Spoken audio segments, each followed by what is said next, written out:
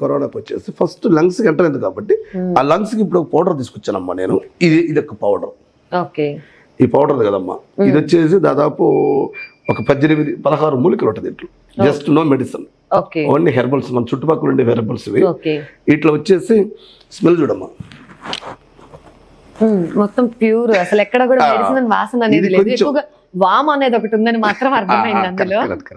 అంటే ఇప్పుడు నార్మల్ అంటే వామ్ అనేది కర్పూరవల్లి అంటారు అనమాట, అది ఒక లీఫ్ అనమాట. సో దీంట్లో మన వావిలాకు, కొంచెం కర్పూరం అలాంటిది, అంటే వీళ్ళు తయారు చేస్తారు, ఇంట్లో కూడా తయారు చేసుకోవచ్చు. తులసి ఉంది, తులసి ఉంది. సో దాంట్లోనే వావిలాకు వచ్చేసి ఒక 40% వావిలాకు ఉంటుంది. తర్వాత కొంచెం వాము, పసుపు అంటే కొమ్ము పసుపు. సో ఇలాంటి ఐటమ్స్ ఒక 16-17 ఐటమ్స్ ఉన్నాయి. నార్మల్ గా మన దగ్గర ఇదే తీసుకునేది. లైన్ లో మీరు మన నంబర్ పెడతారు కదా, మన క్లినిక్ నంబరు, ఫోన్ చేసిన వాళ్ళకి దాన్ని ఎలా ప్రిపేర్ చేయాలని మనమే చెప్పిస్తాం. చాలా లాంగ్ లో ఉండే వాళ్ళకి మనం ఎంతమంది సప్లై చేయగలమమ్మా? అవును, ఇప్పుడు ఇది ఒకటి ఉన్నది, బెస్ట్ ఆప్షన్. అందరూ కూడా ఇంకోటి కూడా గమనించుకోవచ్చు, చాలా లాంగ్ నుంచి ఉన్నాము అని అనుకునే వాళ్ళకి ఫోన్ చేస్తే డాక్టర్ గారికి ఎలా తయారు చేసుకోవాలో కూడా చెప్తారంట. లేదు అని అంటే కొరియర్ వైపు నుంచి మీరు సెండ్ చేయమన్నా కూడా సెండ్ చేస్తారంట. మరి వ్యూయర్స్ కి ఇదైతే ఒక మంచి బెస్ట్ ఆప్షన్. అంటే ఇంకొకటి మన క్లినిక్ లో వచ్చేసి స్టాఫ్స్ ఉంటారమ్మా 24/7. అంటే ఇప్పుడు కొంచెం పరిస్థితి బాగాలేదు కాబట్టి జాగ్రత్త చెప్పాల్సిన పరిస్థితి ఉంది కాబట్టి మిడ్ నైట్ లో మీరు ఫోన్ చేసినా గానీ మన స్టాఫ్ గానీ నర్సులు గానీ అందుబాటులో ఉంటారు, ఇబ్బంది లేదు. అంటే ఏంటంటే ఈ టైం వరకు ఇది ఒక సర్వీస్ అనమాట. ఈ సర్వీస్ వచ్చేసి ఫోన్ చేశారంటే అంటే ఏమేమి కావాలి, ఎలా వాటిని ప్రిపేర్ చేసుకోవాలి, జస్ట్ ఒక 10 minutes వాళ్ళు కానీ టైం స్పెండ్ చేస్తే మా టీం చెప్పిస్తారు అనమాట, ఎలా ప్రిపేర్ చేయాలి, అట్లా ఎలా వాడాలని. జస్ట్ వేడి నీళ్ళు తీసుకోండి, లేకపోతే ఇలాంటి మిషన్ మీరు మా ముందు చూపిస్తారా సార్? ఇది చూడొచ్చమ్మా, దారాలు చూడొచ్చమ్మా, ఇబ్బంది లేదు. తాజాగా తెచ్చాను, ఇలాంటివి మన దగ్గరనే కాదు, ఇవి నార్మల్ మెడికల్ షాప్ లో దొరుకుతాయి. మెడికల్ షాప్ దొరుకుతాయి. ఇది ఓపెన్ చేసేమో చూసారా, ఇంతే, ఇంకేం లేదు అక్కడ. అది కొనుక్కోండి, మీరు మెడికల్ షాప్ లోనే తీసుకొస్తారు. చూసారు కదా, ఇది కరోనా రాకముందు ఎంత మందికి తెలియదు కానీ కరోనా వచ్చిన తర్వాత ఇది ప్రతి ఒక్క ఇళ్లలో ఉంటుంది అనమాట. బట్ దీన్ని అసలు ఎలా యూజ్ చేస్తే బెటర్ గా ఉంటది అనేది చాలా మందికి తెలియదు. ఏదో వాటర్ పోసేస్తాము, స్టీమ్ పెట్టేసేసుకుంటాం, అయిపోయింది ఇంకా చాలు అని అనుకుంటూ ఉంటారు. బట్ దీన్ని యూజ్ చేసే విధానంలో కూడా ప్రాపర్ గా యూజ్ చేస్తేనే దాని రిజల్ట్ అనేది మీకు అందుతూ ఉంటుంది అనమాట. సో మరి డాక్టర్ గారు ఇచ్చిన పౌడర్ ని మనం ఇందులో వేసి ఎలా యూజ్ చేసుకోవాలో తెలుసుకుందాం. సార్ ఇప్పుడు మనం దీని క్వాంటిటీ అయితే తీసుకున్నాం, మరి పౌడర్ ఎందులో తీసుకోవాలి? వాటర్ వచ్చేసి దీంట్లో ముఖ్యమైన విషయం ఏంటంటే దీంట్లో only bore water, mineral water మాత్రం వాడాలి. ఉప్పు నీళ్ళు అలా కాకుండా కాదు కదమ్మా, ఇప్పుడు మనం ఇంట్లో వాడుతున్న వాటర్ మినరల్ వాటర్ అది పోయకూడదు. Only bore water, mineral water, mineral water పోయకూడదు. Only bore water, municipality water మాత్రం వాడాలి. ఇదొకటి గమనించుకోండి, మినరల్ వాటర్ అనేది యూజ్ చేయొద్దంట. బోర్ వాటర్ గానీ మున్సిపల్ వాటర్ గానీ యూజ్ చేయాలి. అంటే దీంట్లో ఇక్కడ మార్క్స్ ఉంటాయి, ఈ మార్క్స్ వరకు పోసేసి జస్ట్ వచ్చేసి ఒక అర స్పూన్ లేదు కాబట్టి చెప్తున్నాను, ఒక అర స్పూన్, ఎక్కువ కూడద్దు, కొంచెం వేసేసుకొని ఓకేనా, చేసేసుకొని ఈ మూత వచ్చేసి టైట్గా పెట్టేసేయాలి అనమాట. ఈ లెడ్ వచ్చేసి కొంచెం టైట్గా పెట్టేసేయాలి. పెట్టేసి ఇలా చేసుకొని స్విచ్ చేయాలి. ఇలా స్విచ్ చేసినప్పుడు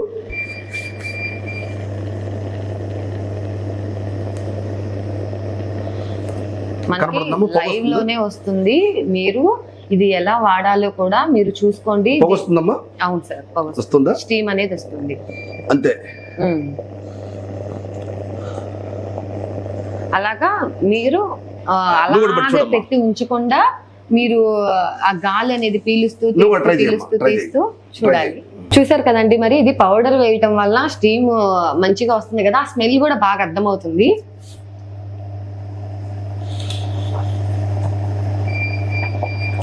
బాగా పీల్చుకొని ఒక 30 seconds హోల్డ్ చేసి మళ్ళీ గాలిని బయటకు వదలాలి. వదిలినప్పుడు ఏమైందంటే లంగ్స్ వెంటనే క్లియర్ అయిపోద్ది. ఒక 5 minutes లో లంగ్స్ లో ఉన్నటువంటి పనికి మళ్ళీ విషయాలు మొత్తం క్లియర్ అయిపోతాయి అనమాట.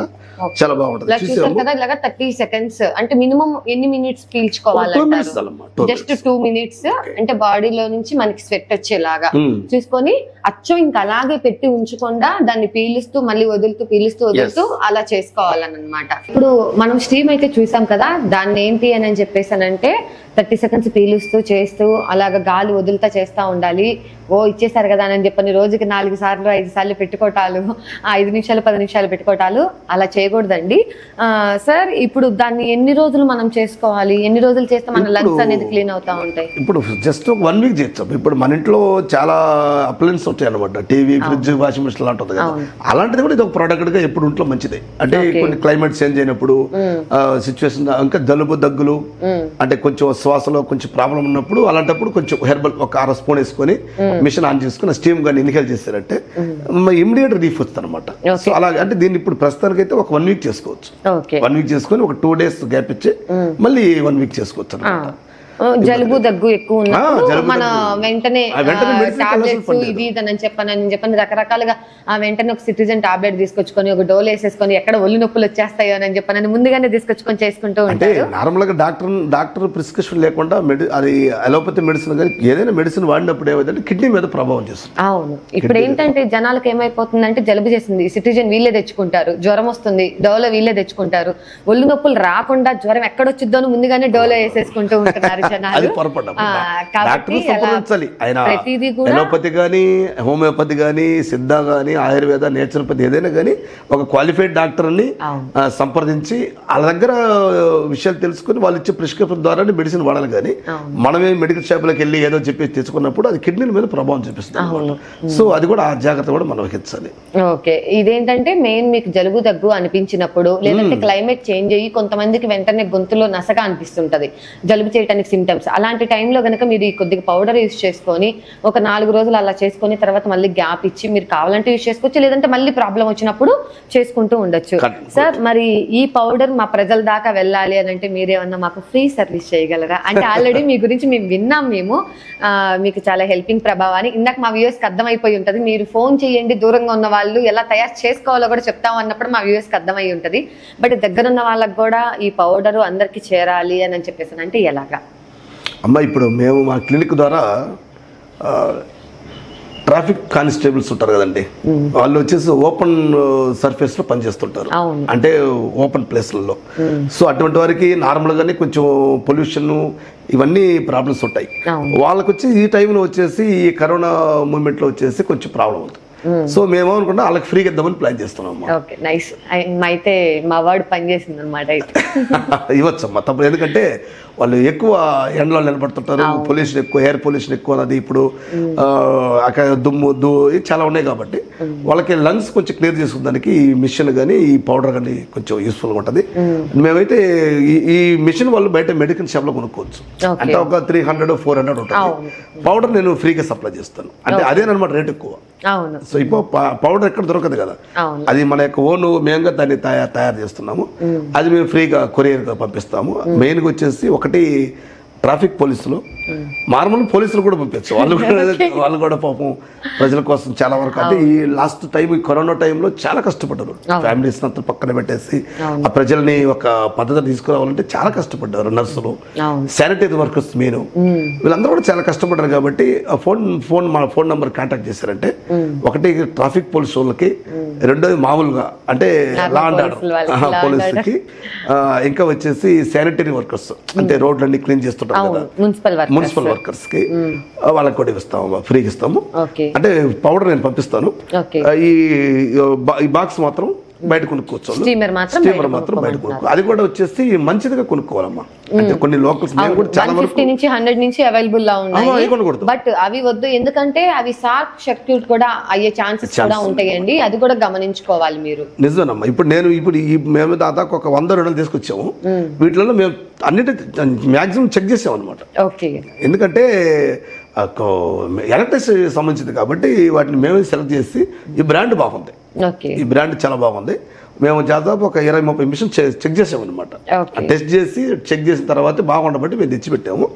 అంటే ఇది మన దగ్గర అంత స్టాక్ ఉండదు, మాక్సిమం ఇంకా మనకు దగ్గర ఉండేవాళ్ళు అంటే కొరియర్ సర్వీస్ ఉండేవాళ్ళు ఉంటే ఈ పౌడర్తో పాటు ఈ స్టీమర్ కూడా మనం పంపించచ్చు. లాంగ్ లో ఉండాలంటే వాళ్ళే మెడికల్ షాప్ లో కొనుక్కోవచ్చు. అప్పుడైనా కానీ మనం ఈ పౌడర్ వచ్చేసి నేను ఫ్రీగానే పంపిస్తానమ్మా, ఇబ్బంది లేదు. వాళ్ళు ఫోన్ చేస్తే అంటే అందరూ చేయకూడదమ్మా, ఓకే. ఎవరు పడితే వాళ్ళు చేయకూడదు. కావాల్సిన వాళ్ళకి రెండు కలిసి మనం సప్లై చేస్తాం. ఏదో ఒక తక్కువ అంటే ఒక ధర సింపుల్గానే పెట్టామమ్మా.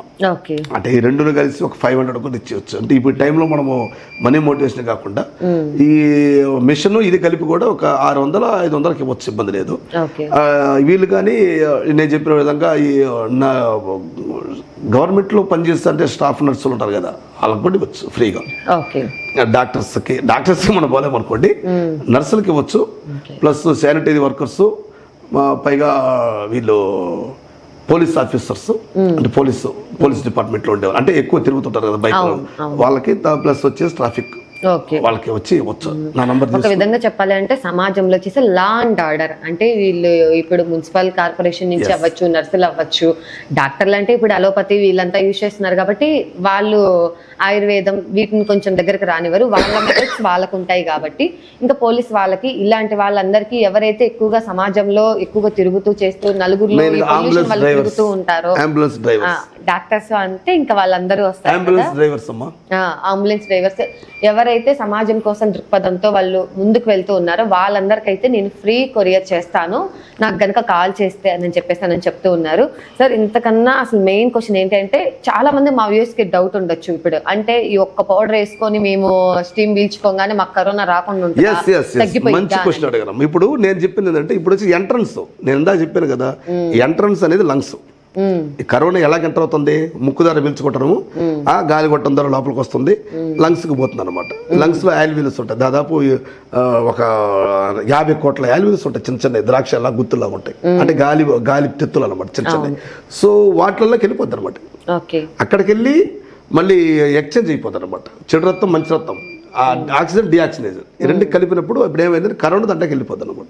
సో ఈ యొక్క ఇన్హేలింగ్ సిస్టమ్ అంటే ఈ రెస్పిరేటరీ మనం కానీ వాడినప్పుడు, ఈ పౌడర్ రైస్ వాడినప్పుడు ఈ కరోనా అనేది వచ్చేసి మ్యాక్సిమం వచ్చేసి అక్కడే కట్టడి చేయగలదు, మ్యాక్సిమం చేస్తుంది అనమాట. ఇంకా దాన్ని దాటుకుని వచ్చినప్పుడు ఒంట్లోకి వెళ్ళిపోయినప్పుడు అప్పుడు మాత్రం మనకు ఇమ్యూనిటీ సిస్టమ్ కావాలి. అర్థమైందమ్మా?